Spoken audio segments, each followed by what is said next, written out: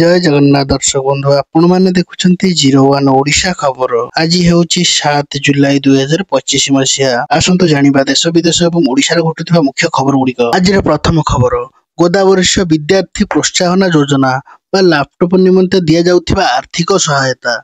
उच्च माध्यमिक शिक्षा परिषद सीएचएससी द्वारा परिचालन वार्षिक उच्च माध्यमिक शिक्षा परीक्षा एवं धंदामूलक परीक्षा 2025 रे उत्तीर्ण होइतबा छात्र छात्री मानको मध्य को योग्य विवेचित छात्र छात्री मानको गोदावरीय विद्यार्थी प्रोत्साहन योजना रे लैपटॉप निमंते डायरेक्ट बेनिफिट ट्रांसफर माध्यम 30,000 टंका आर्थिक सहायता प्रदान करा जिवो। आवेदन करिबा पई छात्र छात्री माने वेबसाइट रे आवेदन करि परिबे एवं आवेदन करिवार शेष तारीख हेउछि 21/7/2025। परवर्ती खबर, राज्य रे प्रबल अति प्रबल वर्षा नै संभावना जारी। सारा राज्य में सक्रिय रही दक्षिण पश्चिम मौसुमी वायु। एहारी मध्य 12 घंटा मध्य लघुचाप क्षेत्र सृष्टि हो सारी। गांगेय दक्षिण पश्चिम बंग उपत्यकार सक्रिय रही घूर्णिबलय। यह प्रभाव में 12 घंटा मध्य लघुचाप क्षेत्र सृष्टि होइछि एवं विभिन्न राज्य को प्रबल अति प्रबल वर्षा नहीं आंचलिक पाणीपाग विज्ञान केन्द्र पक्षर पूर्वानुमान जारी करा जाइछि। ସେହି जिला गुड़िक मध्यरु सुंदरगढ़, झारसुगुड़ा और केन्दुझर को ऑरेंज वार्निंग एवं 14 जिला को येलो वार्निंग जारी करा जाइछि। आसंता 8 तारिख को उपकूल ओडिशा रे वर्षार परिमाण कमिबार संभावना मध्य रहिछि। परवर्ती खबर, खोलिला हीराकुदुर गेट। हीराकुदु छाड़िला प्रथम बन्या जल। चलित वर्षर प्रथम बन्या जल छाड़ी हीराकुदु एवं दिन 11टा गतकाली दिन 11:21 समय जलभंडार चलित वर्षर प्रथम बन्या जल निष्कासन करा जाइछि। पूजार्चना रे प्रथम 7 नंबर गेट खोलिबा परे पर्यायक्रमे 12टी गेट खोलिबा एवं ऊपर मुंडरे लगाण वर्षा जोगु जलभंडार जलस्तर वृद्धि पाउछि।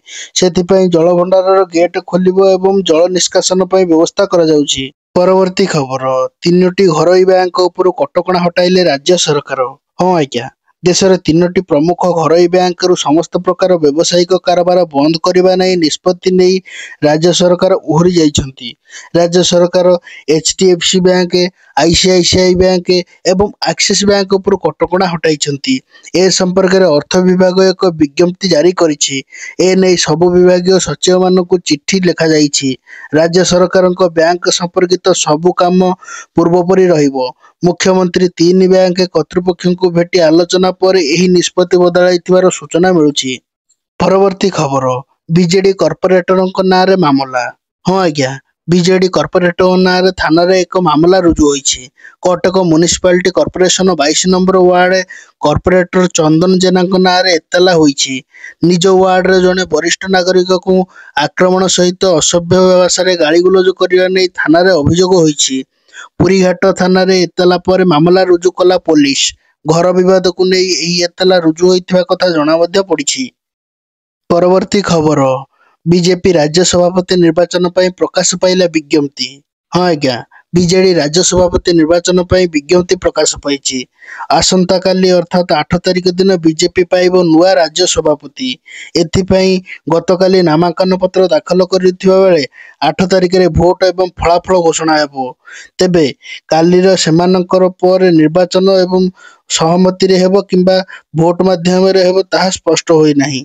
तेबे मनमोहन कार्यकाल शेष हेबा पर बीजेपी राज्य सभापति पद रे किए बसिबो ताकु नै समस्त नजर रही। परवर्ती खबर, पुरी श्री जगन्नाथ संग्रहालय निर्माण नहीं बैठक। श्री जगन्नाथ धामर समृद्धि एवं इतिहास परंपरा संपर्क में पुरी को आसिथिबा भक्त मानकु जणाइबा एवं पुरी को एक उत्तम पर्यटन स्थली भाव गढ़ी तोलिबा पई मुख्यमंत्री मोहन चरण माझी पुरी रे एक विश्वस्तरीय जगन्नाथ संग्रहालय, ग्रंथागार एवं गवेषणा केन्द्र प्रतिष्ठा करने को घोषणा करिसेंती। मुख्यमंत्री यही घोषणा पर यह कार्यकारी करने पर प्रशासन स्तर में तत्परता देखा मिली। लोकसेवा भवन में अनुष्ठित एक बैठक में मुख्य शासन सचिव मनोज आहूजा संपृक्त विभागीय सचिवों सहित आलोचना करिसेंती। श्री जगन्नाथ संग्रहालय, ग्रंथागार एवं गवेषणा केन्द्र गोटे परिषद निर्माण होगाकू थिबा बेले एथिपाई स्थान निरूपण करने पर आनुष्ठानिक प्रस्तुति आरंभ हो सारी। एक कमिटी गठन करने को मुख्य प्रशासन को निर्देश देइछंती मुख्यमंत्री। परवर्ती खबर, महंगा पड़िला रील्स निशा।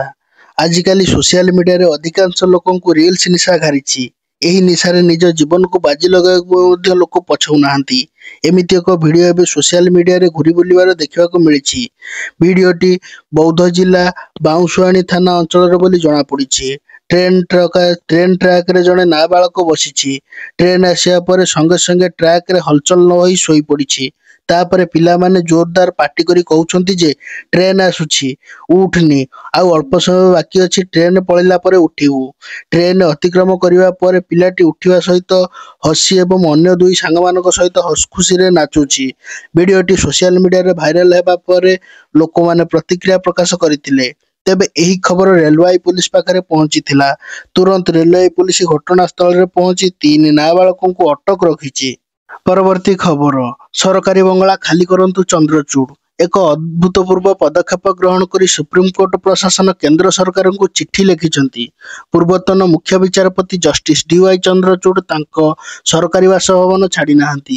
ତାଙ୍କୁ ତୁରନ୍ତ ଖାଲି କରିବାକୁ ପ୍ରଶାସନକୁ ନିର୍ଦ୍ଦେଶ ଦେଇଛନ୍ତି ସୁପ୍ରିମକୋର୍ଟ। ପରବର୍ତ୍ତୀ ଖବର, ଜଗନ୍ନାଥ ପ୍ରଧାନଙ୍କ ସପକ୍ଷରେ ବାହାରିଲେ ଜୟନାରାୟଣ, ଓଏଏସ ଅଫିସରଙ୍କୁ କଲେ target.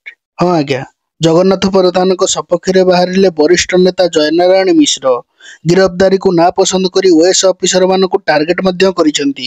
OAS ଅଫିସରଙ୍କର BJD hang over ଯାଇନି ବୋଲି କହିଲେ ଜୟନାରାୟଣ। ଗୋଟିଏ ପଟେ ବନ୍ୟା ସ୍ଥିତି, ଅନ୍ୟ ପଟେ ରଥଯାତ୍ରାର ଅଘଟଣ ବେଳେ ଧର୍ମଘଟ, କୋର୍ଟ ଗାଇଡଲାଇନ ନ ମାନି ଯେଉଁ ନାଟକ କଲେ, ଜଣାପଡୁଛି ବିଜେଡି ହ୍ୟାଙ୍ଗ ଓଭର ଯାଇନି ବୋଲି ଜୟନାରାୟଣ ମିଶ୍ର ତାଙ୍କର ମତ ପ୍ରଦାନ କରିଛନ୍ତି। ପରବର୍ତ୍ତୀ ଖବର, ସେପ୍ଟେମ୍ବରରେ ଖେଳାଯିବ ଓଡ଼ିଶା ପ୍ରେ ଟି20 ଲିଗ୍। ଆସନ୍ତା ସେପ୍ଟେମ୍ବରରେ ଖେଳାଯିବାକୁ ଥିବା ଓଡ଼ିଶା ପ୍ରୋ ଟି20 ଲିଗ୍ ଫ୍ରାଞ୍ଚାଇଜି ଭିତ୍ତିକ ଟି20 ଲିଗ୍ ଆୟୋଜନ କରିବ OCA, Odisha cricket association. September 2025ରେ ଆରମ୍ଭ ହେବାକୁ ଥିବା ଏକ ଐତିହାସିକ ଫ୍ରାଞ୍ଚାଇଜ ଭିତ୍ତିକ ଏହି ଟି20 ଟୁର୍ଣ୍ଣାମେଣ୍ଟ ଓଡ଼ିଶା ପ୍ରୋ ଟି20 ଲିଗ୍ ଆରମ୍ଭ ଘୋଷଣା କରିଛି। ଏଥିରେ ବିଭିନ୍ନ ଅଞ୍ଚଳକୁ ନେଇ 6ଟି ଫ୍ରାଞ୍ଚାଇଜ ଟିମ୍ ରହିବ। ଓସିଏର ପାର୍ଟନର ଭାବେ ପରିଚାଳନା ଦାୟିତ୍ୱ ନେବ ଆରିଆ ସ୍ପୋର୍ଟସ। ଫ୍ରାଞ୍ଚାଇଜ ପାଇଁ ଆସନ୍ତା 7ରୁ 13 ତାରିଖ ପର୍ଯ୍ୟନ୍ତ ଓସିଏ ୱେବସାଇଟରେ ଆବେଦନ ଚାଲିବ। ପ୍ରତି ଦଳର କେବଳ ରହିବେ ଗୋଟିଏ ଓଡ଼ିଆ ଖେଳାଳି। ପରବର୍ତ୍ତୀ ଖବର, ଭାରତ ଆମେରିକା ବାଣିଜ୍ୟ ରାଜିନାମା କେବଳ ଟ୍ରମ୍ପଙ୍କ ମୁହରକୁ ଅପେକ୍ଷା। ଆଜ୍ଞା ହଁ, ଭାରତ ଏବଂ ଯୁକ୍ତରାଷ୍ଟ୍ର ଆମେରିକା ମଧ୍ୟରେ ହେବାକୁ ଥିବା ଦ୍ୱିପାକ୍ଷିକ ବାଣିଜ୍ୟିକ ରାଜିନାମାରେ ଯଥେଷ୍ଟ ଅଗ୍ରଗତି ହୋଇଛି। ଏହାକୁ କାର୍ଯ୍ୟକାରୀ କରିବା ପାଇଁ ଆମେରିକା ବାଣିଜ୍ୟ ପ୍ରତିନିଧି ଜେମ୍ସିନ କହିଛନ୍ତି ଯେ ଏବଂ ସେ ତାଙ୍କର ମଞ୍ଜୁରୀ ମଧ୍ୟ ଦେଇଛନ୍ତି। ତେଣୁ ଏବେ କେବଳ ରାଷ୍ଟ୍ରପତି ଡୋନାଲ୍ଡ ଟ୍ରମ୍ପଙ୍କ ମୁହରକୁ ଅପେକ୍ଷା କରିଛନ୍ତି ବୋଲି ବିଶ୍ୱସ୍ତ ସୂତ୍ରରୁ ଜଣାପଡ଼ିଛି। ଦୁଇ ଦେଶ ମଧ୍ୟରେ ବାଣିଜ୍ୟ ରାଜିନାମା ସମ୍ପର୍କିତ କଥାବାର୍ତ୍ତା କେତେବେଳେ ପ୍ରସଙ୍ଗକୁ ନେଇ ଚର୍ଚ୍ଚା ରହିଛି। ସେଗୁଡ଼ିକ ମଧ୍ୟରେ ଭାରତ ପକ୍ଷରୁ କୃଷି ଏବଂ ଦୁଗ୍ଧଜାତ ପଦାର୍ଥକୁ ସୁରକ୍ଷା ଉପରେ ଭାରତ ପୂର୍ବରୁ ଦିଆଯାଇଥିବା ଗୁରୁତ୍ୱ ଦେଇଛନ୍ତି। ଅନ୍ୟପଟେ ଭାରତ ଏବଂ ଏ କ୍ଷେତ୍ରରେ ଅଧିକ ବଜାର ସୁବିଧା ଆମେରିକା ଦାବି ମଧ୍ୟ କରିଛି। ପରବର୍ତ୍ତୀ ଖବର, ବର୍ଷା ବଢ଼ାଇଲା ଭାରତ ଟିମର ଚିନ୍ତା। ହଁ ଆଜ୍ଞା, ଭାରତ ଏବଂ ଇଂଲଣ୍ଡ ମଧ୍ୟରେ ବର୍ମିଂହାମ ଷ୍ଟାଡିୟମରେ 5 ମ୍ୟାଚ ବିଶିଷ୍ଟ ସିରିଜର ଦ୍ୱିତୀୟ ଟେଷ୍ଟରେ ମ୍ୟାଚ ଖେଳାଯାଇଛି। ଏହି ମ୍ୟାଚରେ ସୁମନ ଗିଲଙ୍କ ନେତୃତ୍ୱାଧୀନ ଦଳ ବିଜୟର ବହୁତ ନିକଟତର ହୋଇଥିଲା ଏବଂ ଭାରତୀୟ ବୋଲରମାନଙ୍କୁ 7 ୱିକେଟ ନେବାକୁ ପଡ଼ିବ। ଅନ୍ୟପକ୍ଷେ ଇଂଲଣ୍ଡ ସମ୍ମୁଖରେ ଏକ ପର୍ବତକାୟ ଲକ୍ଷ୍ୟ ରହିଛି। ଚତୁର୍ଥ ଦିନ ଖେଳ ଶେଷ ହେବା ପର୍ଯ୍ୟନ୍ତ 72ରେ 3ଟି କରିବାକୁ ଇଂଲଣ୍ଡକୁ ଶେଷ ଦିନର ବିଜୟ ପାଇଁ 536 ରନ୍ କରିବାକୁ ପଡ଼ିବ। ଏପରି ପରିସ୍ଥିତିରେ ଭାରତ ପାଇଁ ଏକ ବିଜୟ ବହୁତ ସହଜ ମନେ ହେଉଛି। ସବୁ ମଧ୍ୟରେ ବର୍ମିଂହାମରେ ପାଗ ଭାରତକୁ ଆଶାକୁ ଧୂଳିସାତ କରୁଥିବାର ମନେ ହେଉଛି।